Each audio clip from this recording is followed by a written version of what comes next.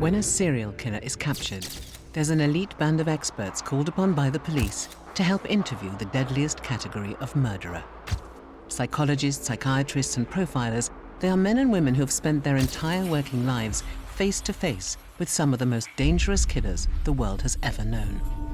Too many similarities for the question not to be asked, and for you not to say why. No comment. No comment.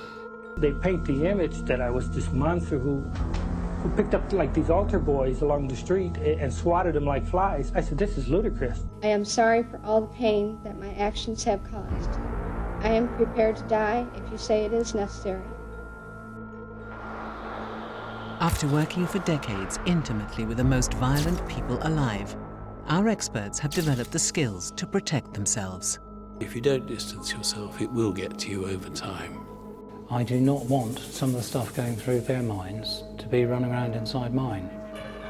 Every time that you are called upon to do it, you have to take a deep breath and you have to go back into that darkness. Now, for the first time, these experts have come together to see if there are any common factors in the lives of serial killers that have pushed seemingly ordinary men and women to commit this most heinous of crimes. I don't believe anyone is born a serial killer. We need to know the motivation and what they're getting out of it. What's feeding their fetishes? Lack of love, lack of family bonding, lack of affection, punishment. Could these combined factors reach a breaking point that could push the individual over the edge and help us understand what it takes to make a monster? Serial killing is the malign waste product of a dysfunctional culture.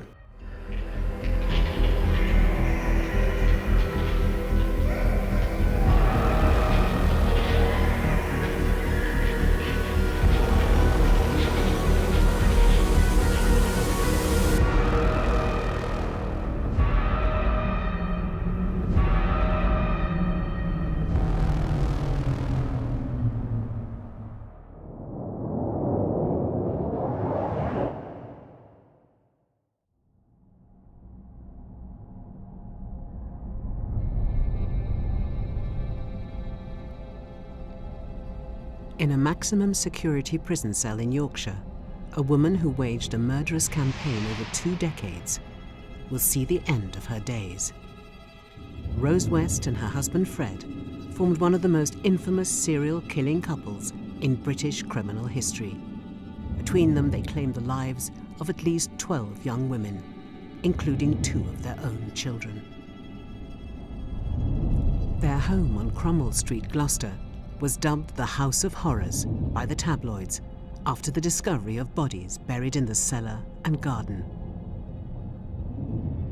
On the other side of that narrow wooden door, there was a viper's nest of depravity. And Fred was the scorpion, and Rose was the spider. Between them, they very quickly became a killing machine. They were now set on the road to total depravity.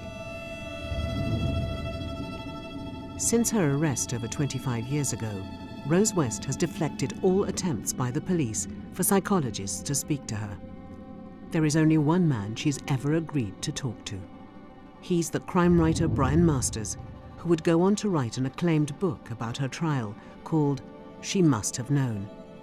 This is the first time he's ever discussed their meeting.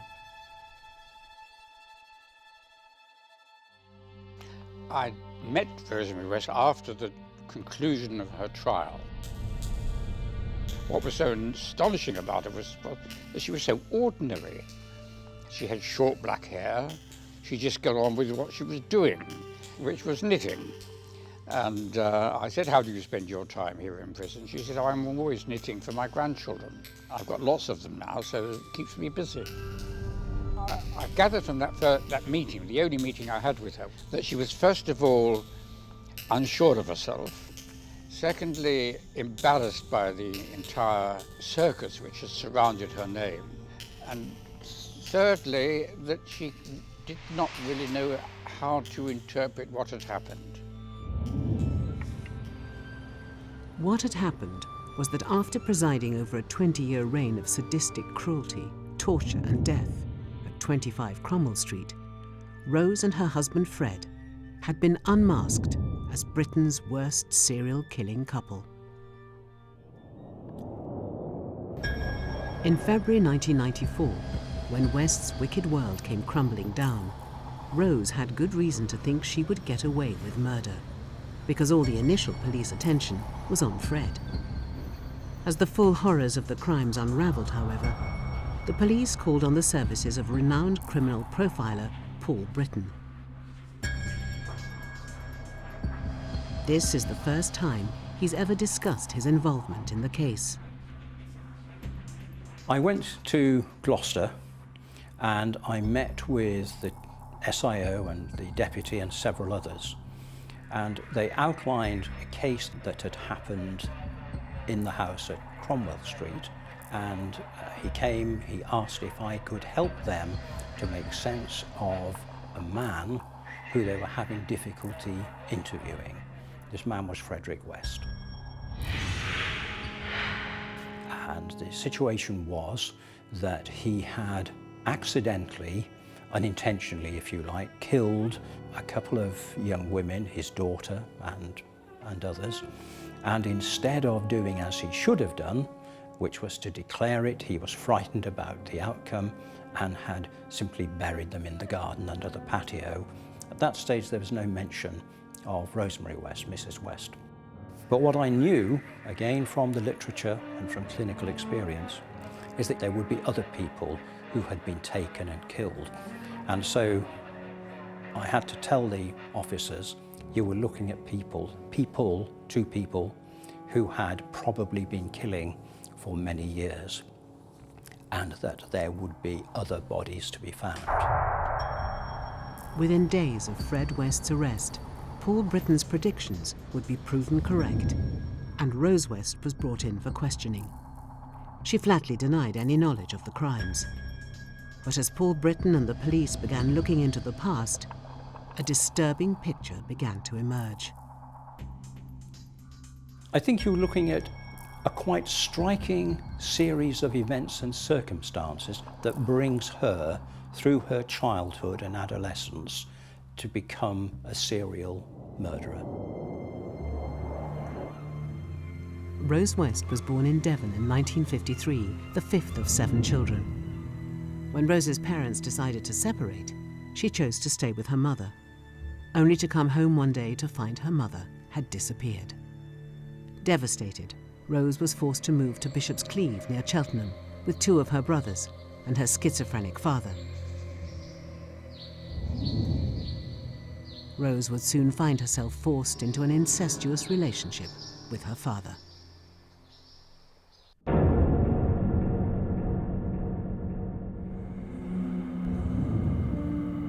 Rosemary had sexual intercourse with her father, quite often, even before pubescence. She was unable to question it. At that age, you don't know what's happening, so you just do what Daddy says you do. I recall seeing a quote from her father as saying something to the effect of, you know, I made you, therefore I can do what I like with you. Well, that's a very proprietorial, very dominant view of relationships. It's not a two-way relationship at all. It's really very authoritarian, but also very focused on sexual activity. That kind of sets the standard for what you expect a relationship to be. So if your relationship with your parents is an abusive one, then it kind of encourages the belief that abusive relationships are actually normal. Dr. Adrian Needs has worked as a principal psychologist for the prison service, specializing in helping murderers come to terms with why they killed.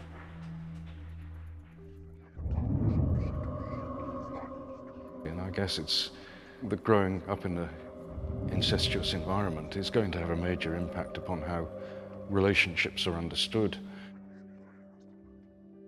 This will have given a distorted idea of family relationships and about the nature of intimacy, and there did seem to be a focus of everything on sex, and it seems that increasingly she came to devote herself to that kind of thing.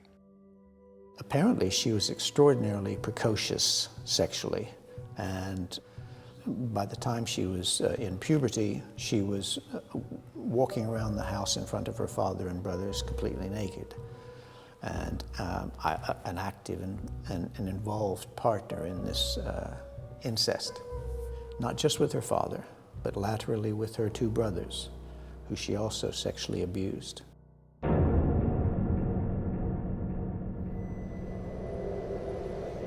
Rose's craving for sexual satisfaction regularly led her to trawling the pubs of the nearby city of Gloucester. In November 1968, she was returning home, and whilst waiting for a bus, she met a man who would change her life forever. His name was Frederick Walter Stephen West.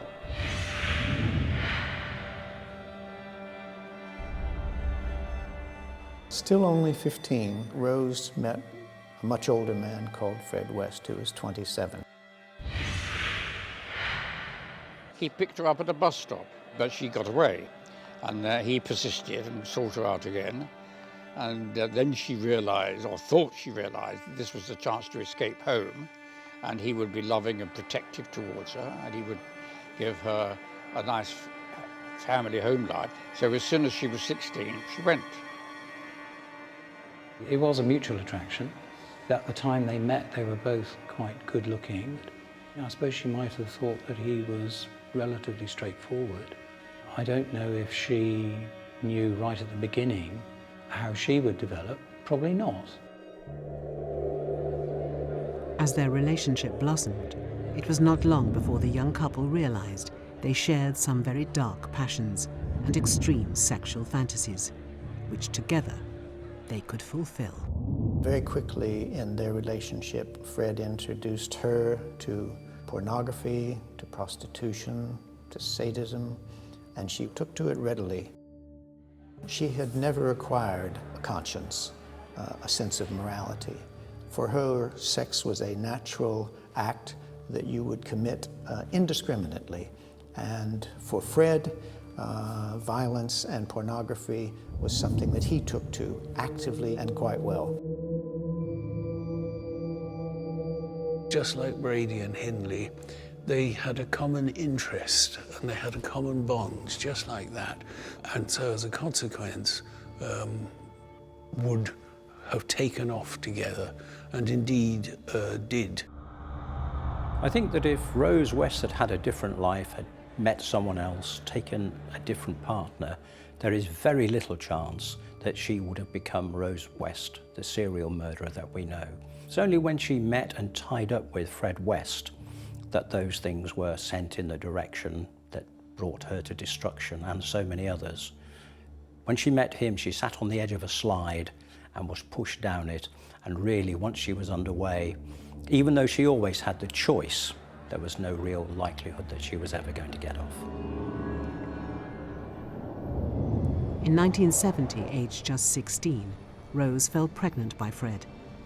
He set them up in a family home at 25 Midland Road in Gloucester, and they were joined by Fred's daughter Anne-Marie and stepdaughter Charmaine.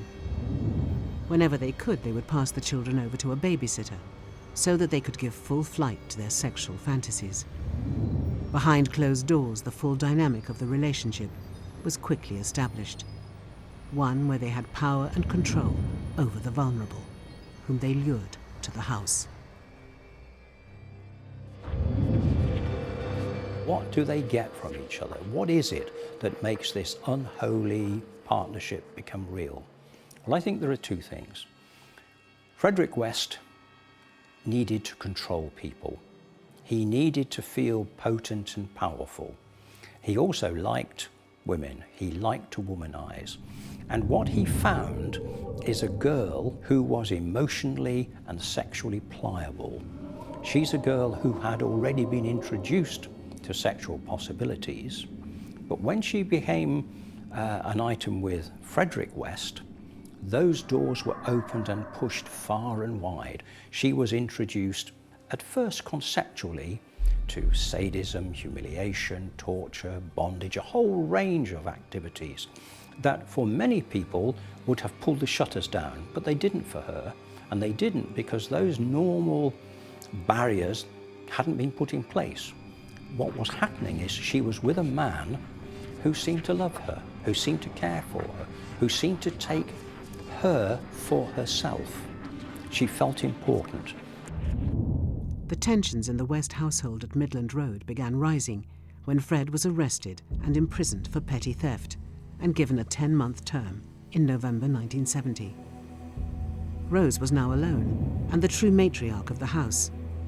Mother to 3 girls, she had difficulty controlling 8-year-old stepdaughter Charmaine. She was about to cross a threshold from which there could be no turning back.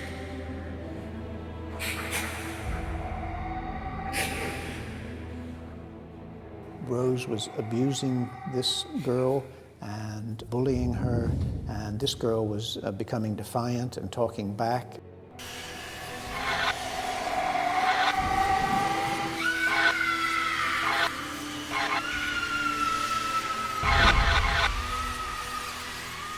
That actually triggered Rose to kill this girl.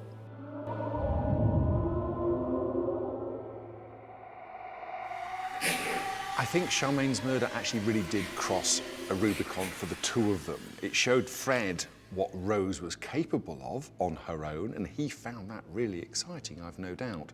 It becomes really crucial when Charmaine died, because if Fred was in prison, it must have been Rose who killed her. She can't blame Fred for this murder. And that's why it's so important that it shows Rose's own violent, murderous temperament.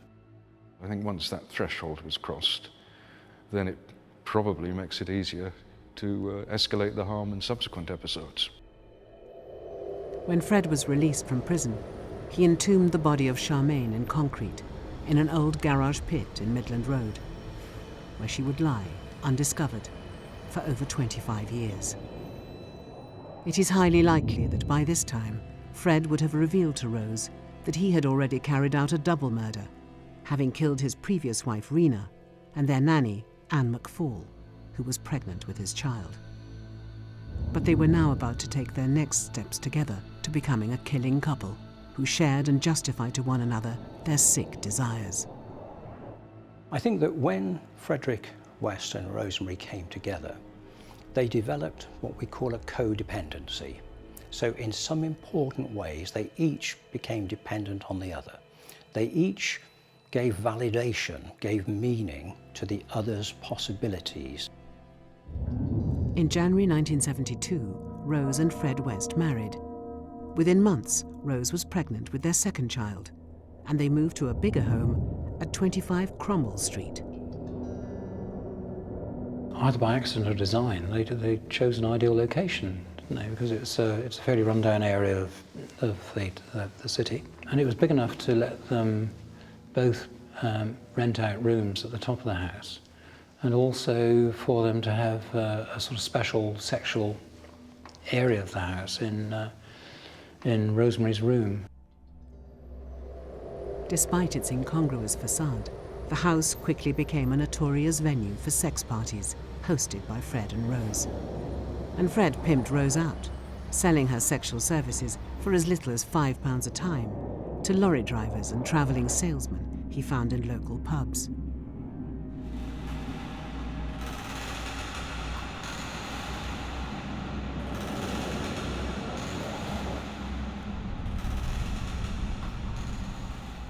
I know that she enjoyed a wide range of omnivorous sexual pleasures, and I know that she had all sorts of guests who she entertained upstairs in the bedroom where there were cameras and all sorts of things.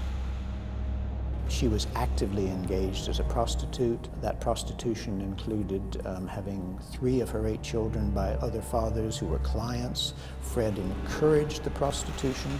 Fred filmed the prostitution. Fred watched the prostitution. Her father came back into to the scene, and she was having sex with her father.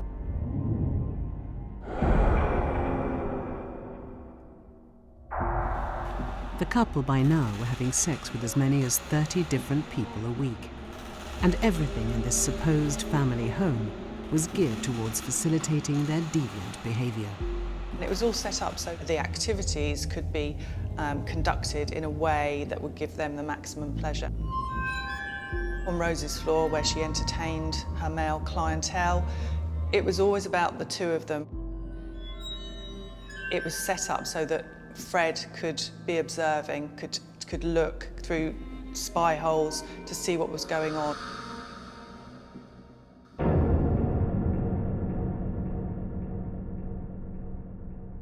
Voyeurism is, in essence, I suppose, at the back of it, is a fear of sexual encounter. You look at somebody else having sex, which is sexually stimulating to you, but keeps you out of it so that you don't mess up, get involved, you know, come up against problems that you didn't think you could overcome. Rosemary would encourage Fred during the sexual exploits to enjoy himself a little bit more. She saw it as her business to keep him happy at that level. Indeed, it was Fred's love of sexual spying, or voyeurism, that's one of the key indicators that it was Rose who really took the lead in the relationship and used it to exert her control over him. Any form of conventional sexual activity would quickly lose all its attraction for the couple, and they began to seek out partners for more extreme sex, be they willing or unwilling participants. I suppose this form of sexual activity that increasingly they became engaged in was very demeaning. It was where they had to be in control, and it involved binding and gagging. It soon became apparent that Rose's room was not suitable for the extreme sexual encounters the couple craved. So Fred decided to fashion his own sex dungeon in the Cromwell Street basement. The space allowed them to fulfill their full potential as brutal sexual sadists.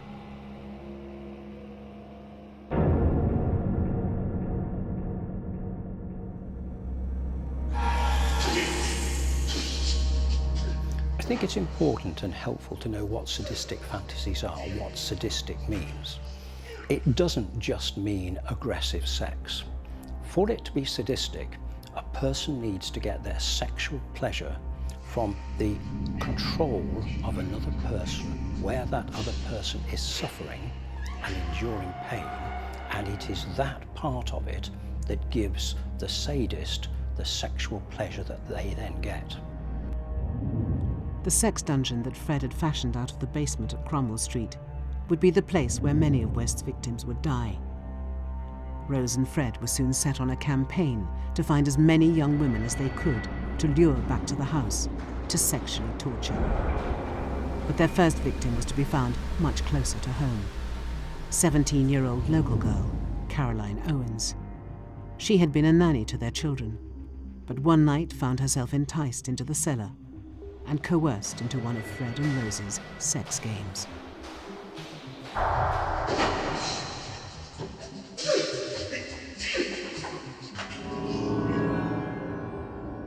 She makes her escape and goes to the police.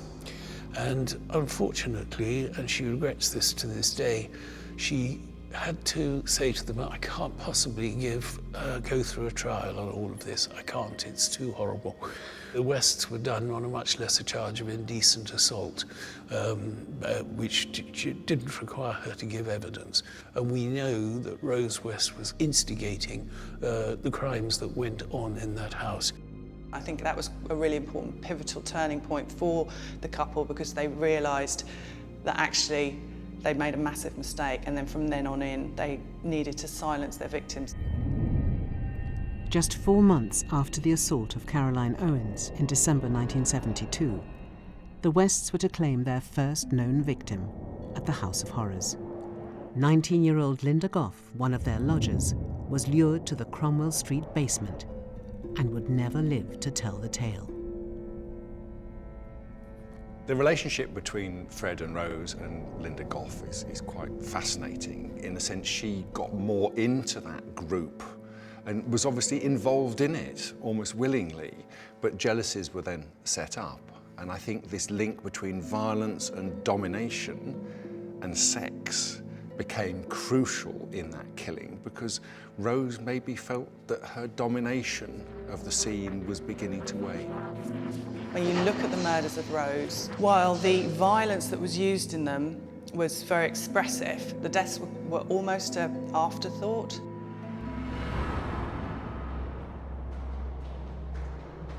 The couple's insatiable desires drove them to scour the local area in search of further victims, with Rose leading the way.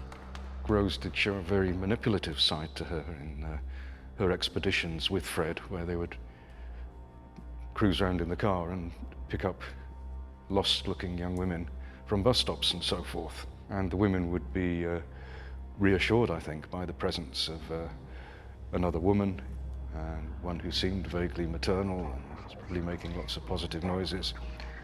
Must have seemed quite reassuring, but it does show an ability to act, really, because she knew what the intentions were, she knew what was coming. Within 12 months of the murder of Linda Goff, the Wests had killed 3 further victims: Carol Ann Cooper, Lucy Partington, and Teresa Seigenthaler, all thought to be picked up by the couple whilst hitchhiking or journeying home. Fred and Rose were by now the ultimate killing couple. But Rose was far from satisfied, always looking to push the boundaries.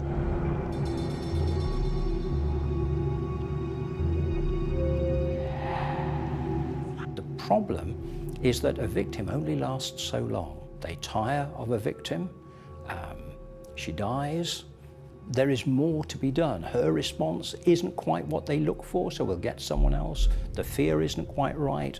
Enough is never enough. Enough is never, there is no end.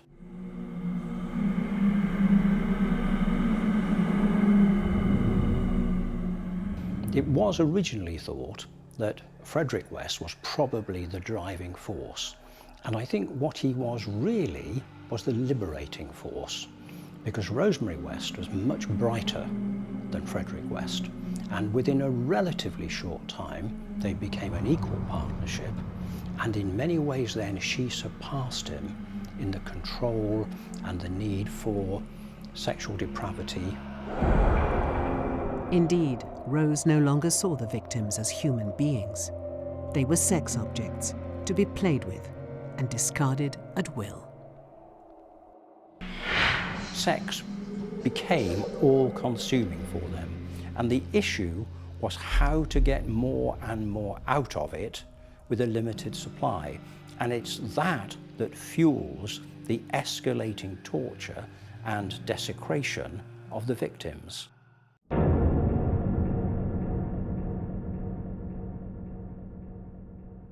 Sometimes people who commit bad acts against others do engage in, well, dehumanizing, seeing them as less than human, sometimes seeing them as almost deserving, or certainly not as counting. And in that kind of mindset, it does become easier for somebody to inflict very serious harm against somebody else. And the more they do it, the more it becomes normal.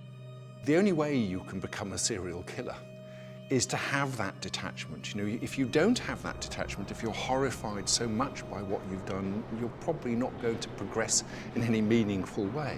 You have to have that psychopathic lack of concentration and understanding of people. Rose and Fred's reign of terror continued undetected for more than a decade, until their unwanted attentions turned to their own children.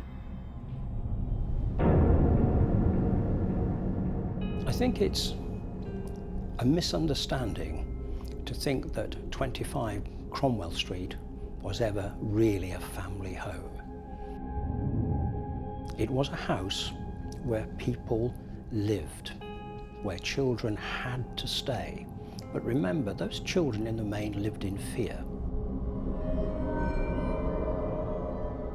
It is Rose West who is preparing the children very forcibly for their father's sexual attentions, and that she herself is going to be involved in. You have a person, in this case a woman, who broke all of the rules and the expectations of motherhood. This is a person who you would normally expect to protect her children, to die for her children, to protect them if necessary. This is a person who you would expect to have stood between them and a sexual predator. But in fact, the reverse was true.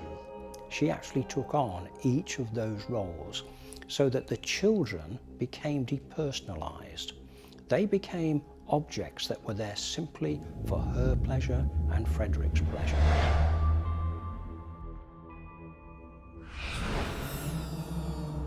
I'm not sure what Rosemary's concept of motherhood really was. She said she wanted a big family, but I'm not sure what she felt she had to do really as a mother. She talks about providing for them, and she certainly got very angry when she felt they weren't being properly appreciative. Inevitably, given Rose's behaviour and activities, tensions with her 8 children would develop, especially when they reached their teens. It wouldn't be long before their eldest daughter, Heather, began fighting back, a defiance which would lead her to become the second of Fred West's daughters to be murdered. It seems that Rose had a bit of a problem with her temper and often interacted in a rather angry way with her children. Interestingly, she seemed to put the blame upon them rather than her own demeanour. Well, I think the constantly present sexual overtones in the household that did affect her own children, really, that probably was a continuation of the sexualized sort of environment that she'd had when she was growing up. Despite the warning signs, Rose and Fred's behaviour went largely unnoticed and unchecked by the authorities. Social services have received a lot of criticism, and certainly as you look back, you can see children going to school covered in bruises, showing signs of severe distress, showing evidence of being sexually abused, and yet the social services were not able to intervene in a house that was also known to be associated with prostitution. Why that was the case, I don't know. But it seems to me that Fred was always prepared to go to the social services as the father, or the nominal father, to express his love, to say that he would care for these children, and Rose was prepared to back him up.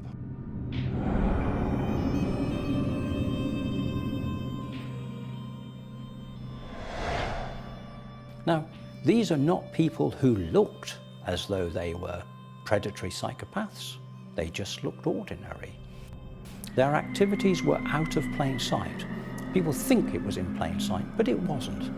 They were able to take their victims, they were able to bind them, gag them, break their teeth. They were able to put tubes into them to keep them alive for days, suspend them from hooks, do the most dreadful things to them. But because the nature of the building shielded the sound and everything else, nobody knew. The house was set up so that the entrance was actually on the side of the house, not on the main street, and the street lighting on that street was really bad at that particular point. So even something small about the environment like that helped facilitate that dangerous transition, if you like, from getting a live victim from the control of a vehicle back to Cromwell Street into the house. And that was without neighbours seeing anything, which is quite extraordinary because it was a typical street. It was only a few hundred yards from a busy shopping centre. The murder that would ultimately bring the West's reign of terror to an end was that of their own daughter, Heather. She mysteriously disappeared following an altercation with her parents in June 1987.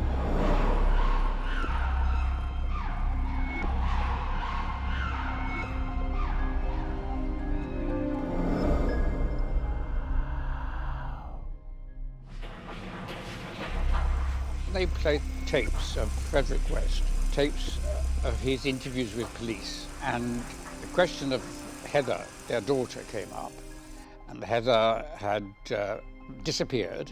The family had always maintained she'd simply left home, as she promised she would. She wanted to leave home for a long time because she loathed being interfered with by her father all the time. Heather might have been about to blow the gaff There might have been something precipitant like that brought about her death.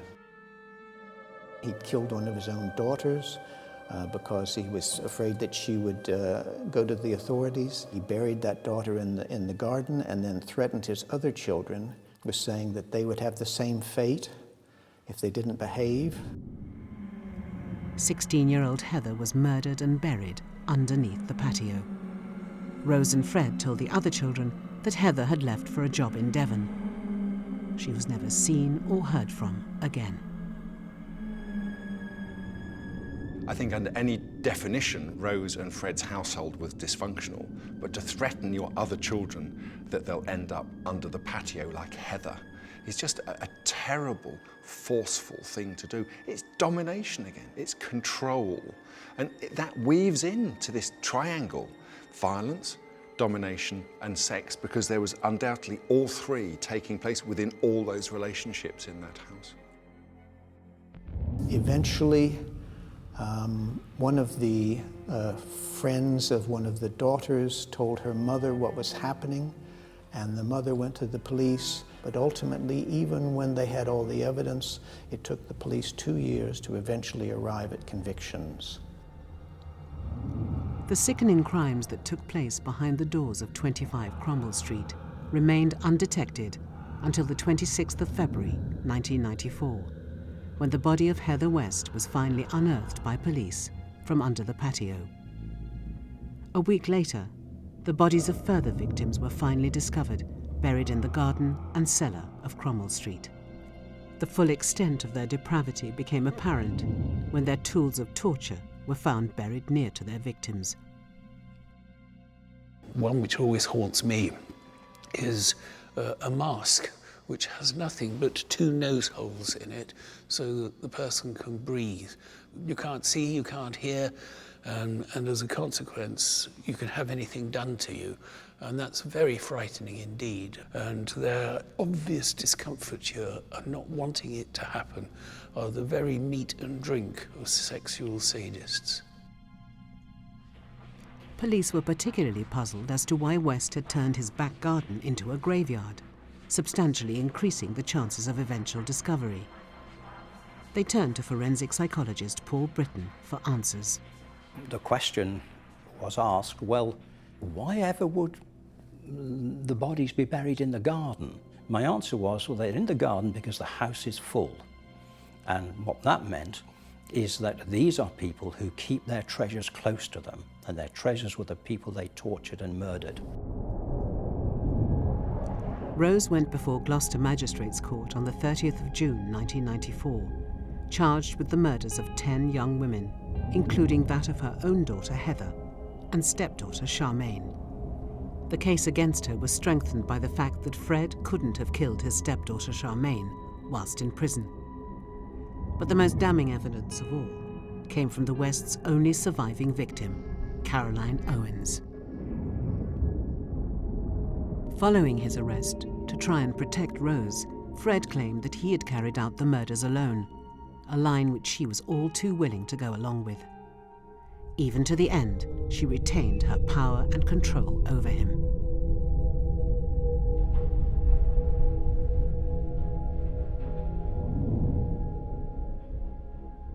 You saw it in court.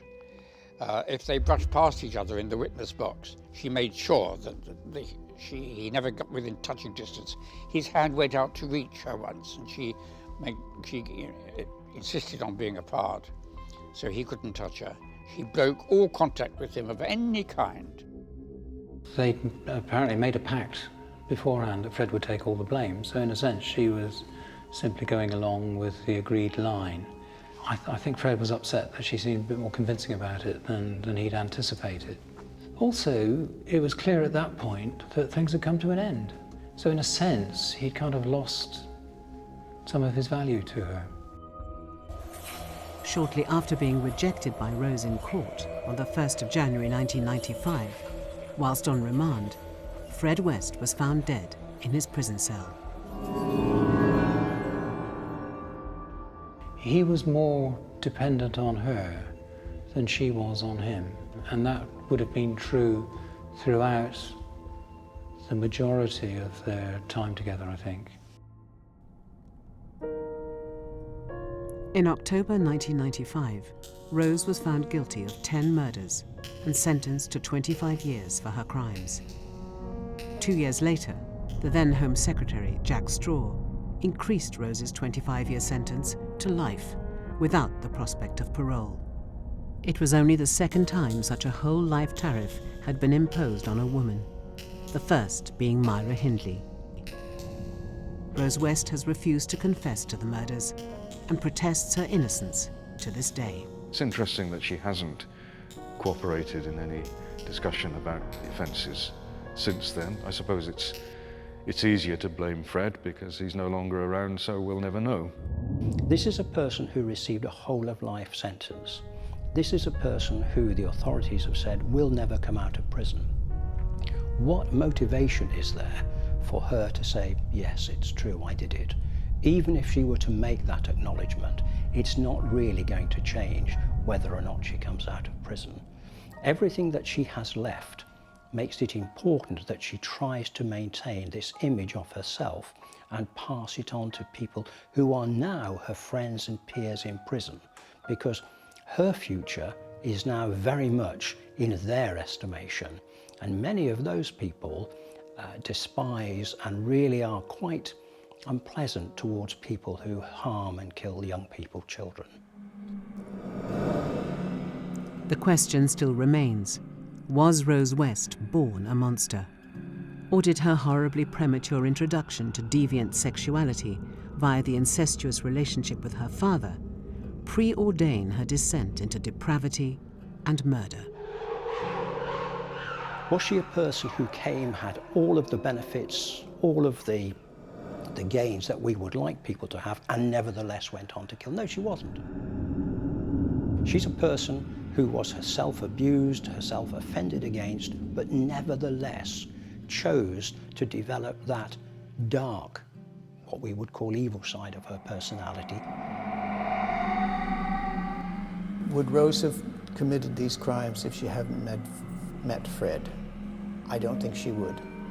I think she would have been an immoral, sluttish prostitute, but she might have actually married someone else and had a completely different life. But I don't think she would have killed if she hadn't met Fred. But that doesn't exonerate her. The problem in trying to make sense of it is that we persist in trying to apply our values to understanding it. We continue to try and impose our kind of moralistic template on these people. They are outside those conditions of understanding. So if the question is, at the core of that, is there still a person? The answer is probably. But the next question is that a person that you can ever reach? Is that a person that you can ever reach in, hold their hand, and bring them back? I would be very surprised. Remember, everyone thinks it's done, it's over. But it probably isn't. There are more Rose Wests. We don't know who they are, we don't know where they are. And there are almost certainly more people that were hurt by the Wests that we don't yet know about. When I met her in prison, she did say one thing, not in answer to prompting from me. She said, look, I did realize quite early on that Fred was no good, but I didn't know that he would have gone that far. I left it at that.